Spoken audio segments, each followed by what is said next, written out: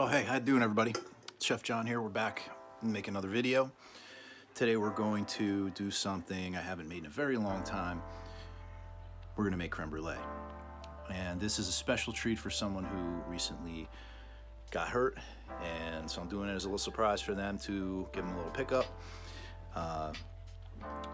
She's gonna love it. It's her favorite thing ever. So here we go. I'm gonna make it anyway. I'm gonna show you guys how to do it.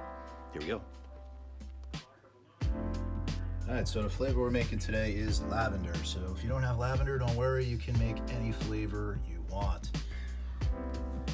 Also, I got a whisk, a spatula, some measuring spoons, and some pre-measured heavy cream, 2 cups, got about 5 ounces of sugar right there, and 2 eggs and 2 yolks. It's really all it takes. Got a bowl for mixing, a little pot for heating up the cream and infusing the lavender flavor. And again, you can use any flavor you want. You can make it vanilla, you can put peanut butter in it, Nutella, any kind of extract, any kind of herb, mint, whatever. Today we're doing Maria's favorite, which is the lavender. And we got a little steam bath scenario over here. We're gonna pour the custard into this bowl right here and then put some water in it and wrap it to cook it later. So these are all your tools. All right, so the first thing we're gonna do is take our pot and pour the cream in it. We're gonna wanna heat the cream just to about a scald. You don't really need to boil it. We're gonna get it to the point where we can infuse the lavender flower into the cream. Okay, while the cream is heating up, we're gonna mix our eggs and sugar together. So take the sugar, put it in the bowl, eggs, yolks, grab your whisk, and mix.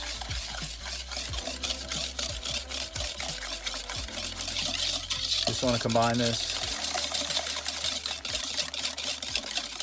and this will start to break down the sugar.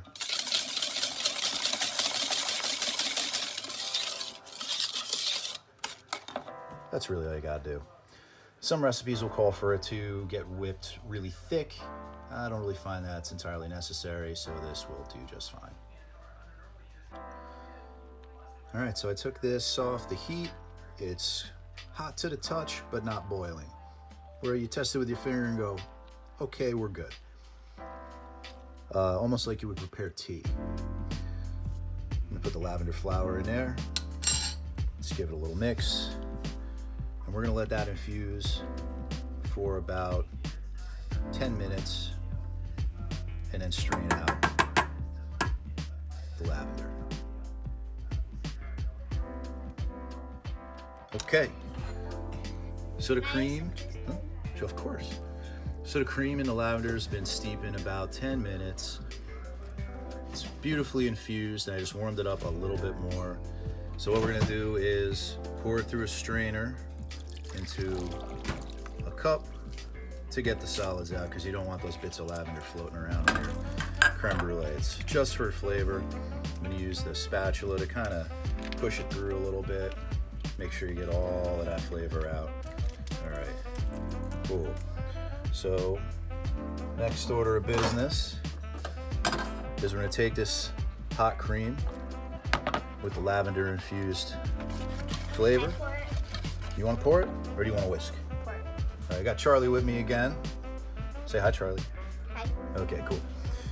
All right, so Charlie gonna pour, I'm gonna whisk. You just want to add it a little bit at a time while you're whisking. If you pour it in too much at first without whisking, you risk overcooking the eggs, and you get really sweet, fatty, scrambled eggs. You don't really want to do that. It's another reason why we don't bring the cream to a full boil. But pouring it in while you're whisking completely removes the risk of that happening.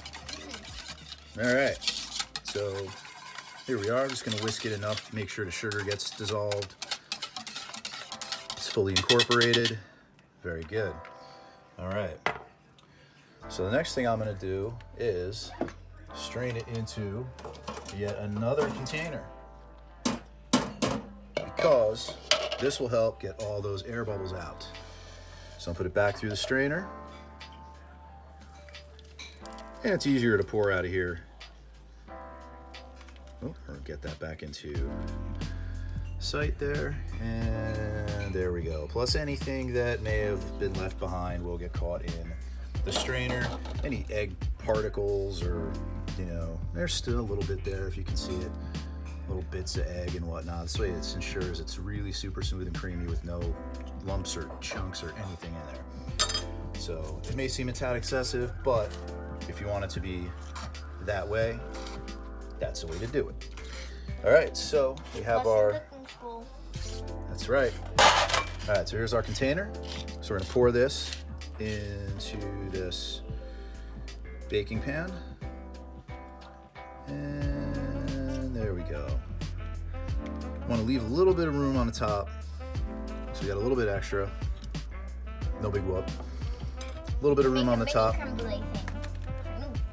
For you? Yeah. Okay. Just a mini creme brulee. We can do that.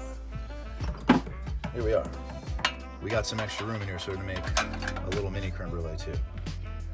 All right. And that's gonna go, look at that, perfect.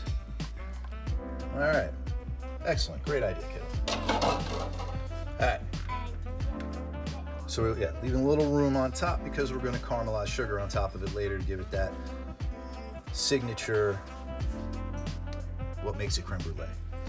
All right, so we're gonna take some water, pour it in the pan, give it a little water bath so it bakes really gently.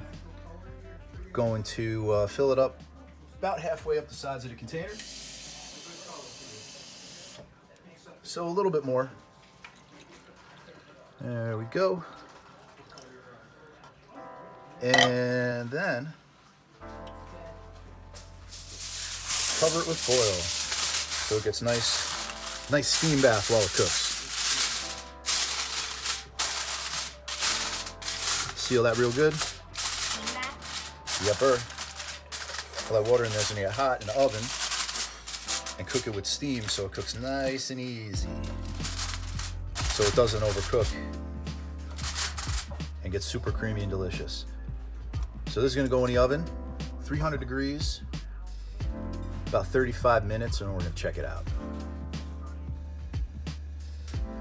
All right, so this has been in the oven about 45 minutes. About halfway through, I checked it out. Half an hour, still a little jiggly. So here we go. Taking the foil off, give the pan a little tip. You see how this little guy's kind of uniform jiggly all the way through? That's ready to go. This guy's gonna take a little bit more time. It's a little bit bigger anyway. So we're gonna take the little guy out. It's ready. Gotta let it cool down before you eat it. And we're gonna put the big guy back in for maybe another 10 minutes or so. All right, it's been about an hour, and this guy's ready. Give him a little tap on the pan, uniform jiggle. There's no loose parts in the middle. It is solid. So we're gonna take this out, take it out of the water bath, let it cool down, and we'll see what happens after that. Okay, so to do this, I have a kind of like a welding torch. If you don't have one of these, they sell some of those like smaller ones in Bed Bath & Beyond, or with a little kit with a couple of trays that you could bake it in and a recipe and a cute little package. But I've got one of these because I think it works a lot better. Alternately, if you don't have a torch at all, you can set your oven to broil on high and stick it in under the broiler once it's preheated, and that will take care of the top layer of sugar. And just don't leave it in there for too long because you're going to start cooking the custard underneath. So kind of keep an eye on it, leave the oven door open, and it should work the same, more or less. I like using this. So here we go.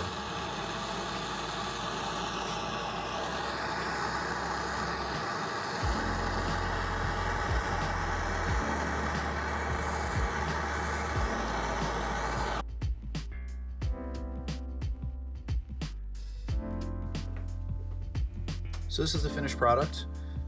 You can serve it just like this, or you can top it, garnish it with whipped cream, some fresh berries, a mint leaf, something like that.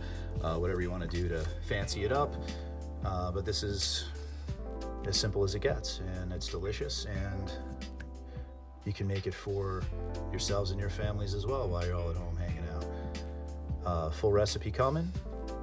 I hope you all have been doing well, and pleasure to share another baking video with you again. Take care.